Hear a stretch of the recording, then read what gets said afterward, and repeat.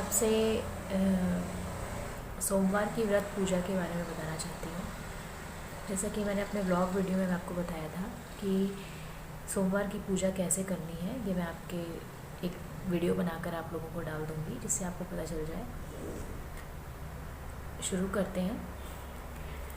सुबह उठकर आपको अपने सारे कर्मों से निवृत्त हो जाना है।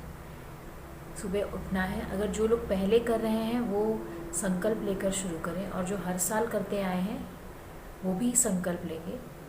दोनों ही को संकल्प लेना होता है कि हम, और जो लोग अभी से ही 16 सोमवार का व्रत करते हैं उन्हें 16 सोमवार का संकल्प लेना होता है कि मैं 16 सोमवार तक ये व्रत करूँगा या करूँगी। और जो लोग अक्सर हर सावन में ये व्रत करते हैं, 4 या 5 सोमवार जो सावन के होते हैं उसमें हम व्रत करते हैं, जो लोग वो करते हैं वो भी संकल्प लेंगे कि मैं पूरे सावन अपनी क्षमता, अपने विवेक और अपने ऊपर संयम रखते हुए मैं ये व्रत का प्रारंभ करता हूँ या करती हूँ। मैं संकल्प लेता हूँ कि मैं इसे विधि पूर्वक पूरा करूँगा। तो आपको सबसे पहले क्या करना है, सुबह उठना है, नहा धोकर तैयार हो जाना है। उसके बाद आप पूजा रूम में आ जाइए, साफ़ सफाई करिए जैसे आप करते हैं। पूजा की सामग्री जुटा लीजिए। पूजा की सामग्री क्या क्या होगी, पहले तो आप घी का एक दीपक जलाएंगे, फल लेंगे, मौसमी फल हो सकते हैं, आम हो सकता है, और नारियल होना चाहिए, केला हो सकता है, भांग धतूरा का जो फल आता है वो हो सकता है, फूल हो सकता है, जो धतूरे और भांग का एक फूल होता है सफ़ेद रंग का वो हो सकता है। और भगवान को चढ़ाने के लिए आप चंदन रख लेंगे थाली में, और बेलपत्र जिस पर हर पत्ते पर आप राम लिख लीजिए। बहुत अच्छा होगा अगर आप इस तरह से करेंगे पूजा। ये हो गया आपको मंदिर ले जाने वाली सामग्री। अब घर की पूजा कैसे करेंगे आप? घर की पूजा करने के लिए आपको अपने मंदिर में आकर भगवान के सामने खड़े होकर हाथ में जल लेकर, मतलब अपने राइट हैंड में थोड़ा सा अंजुली में जल लेना है, और फिर आपको भगवान के सामने ये संकल्प करना है, हे प्रभु, मैं आपके सावन के 4 या 5 जितने भी सोमवार हैं आप गिन लीजिएगा, उन 5 सोमवार या चारों सोमवार को मैं विधि पूर्वक संयम रखते हुए करूँगा या करूँगी। और आप फलहार कर सकते हैं, कुट्टू सिंघाड़े का आटा के साथ कर सकते हैं, या चाय शरबत भी पी सकते हैं। उसमें आप सावन की व्रत पूजा ऐसे भी कर सकते हैं। ये सिंपल तरीका है। और आप जब मंदिर जाएं तो मंदिर में भगवान को नारियल चढ़ाएं, और नारियल को वहाँ फोड़ कर उसका पानी भगवान के ऊपर ना डालें। आप एक लोटा जो आपका होगा, जिसका जल का लोटा, उसमें ही आप वो पानी डाल कर ले आएँ।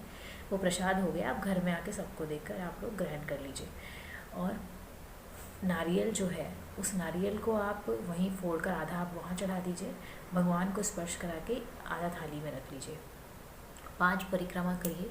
परिक्रमा कैसी होनी चाहिए, जैसे आप मंदिर से मतलब गर्भगृह से निकलते हैं, जैसे भगवान के जहाँ पे शिवलिंग है वहाँ से ऐसे आधा, फिर उसके बाद ऐसे। आपको पूरा फुल परिक्रमा ऐसे ऐसे नहीं करना है।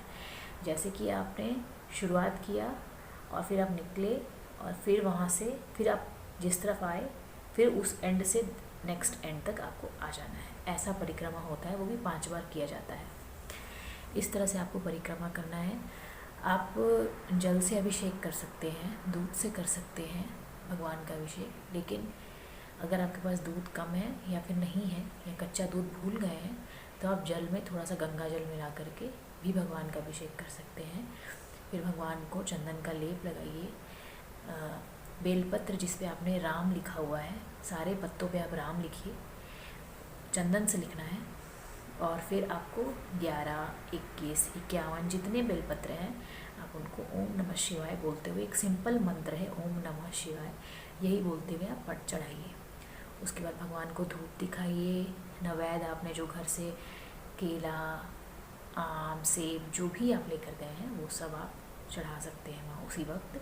फिर भगवान की आरती करिए। अगर आपको आरती गानी आती है तो आप वहाँ खड़े होकर गा करके कर लीजिए, और अन्यथा आप अपना ऐसे ही दिखा करके धूप सारी देवी देवताओं भी, और जहाँ शंकर भगवान का शिवलिंग होता है वहाँ चारों ओर सारे देवी देवता होते हैं, विराजमान होते हैं, आप उनको भी आरती दिखा दीजिए। सबको फूल फूल आप ले जाना मत भूलिएगा, अच्छा होता है फूल ले जाना, मिल जाए तो ज़रूर रख लीजिएगा। और भगवान को अच्छे से चंदन का लेप लगाना आवश्यक है, आप ज़रूर लगाइएगा चंदन का लेप। पाउडर चंदन मिल जाता है, उसका खली मिल जाता है मार्केट में, और मंदिर में भी एक होता है चौकी चंदन का, जिसको हम पीस करके भगवान को लगा देते हैं। तो ये हो गया यहाँ तक। उसके बाद आप वहीं पर मंदिर में बैठ के परिक्रमा भी हो गई आपकी, पूजा भी हो गई। उसके बाद आप परिक्रमा कर लीजिएगा, पूजा करने के बाद फिर आप मंदिर के प्रांगण में बैठ जाइएगा।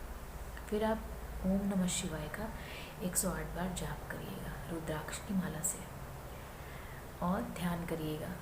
ये सबसे ओम नमः शिवाय मैं इसलिए कह रही हूँ क्योंकि बहुत सारे लोग हार्ड मंत्र नहीं बोल पाते हैं, और बोलते बोलते 108 बार बोलना बहुत थका देने वाला होता है, तो बहुत सारे लोग नहीं कर पाते हैं। ये मैं आप लोगों को एक सिंपल तरीका और आसान तरीका बता रही हूँ जिसको हर कोई कर सकता है। आप वहाँ बैठकर 108 बार ओम नमः शिवाय का जाप करिए।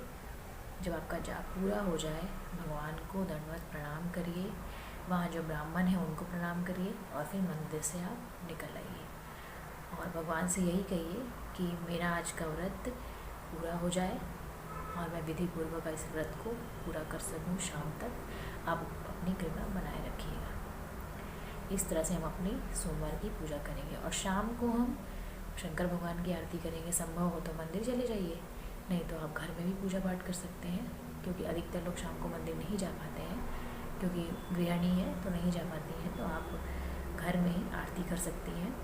ओम जय श्री ओमकारा वाला जो आरती होता है, आरती का किताब सबके पास होता है, तो आप वो कर सकती हैं।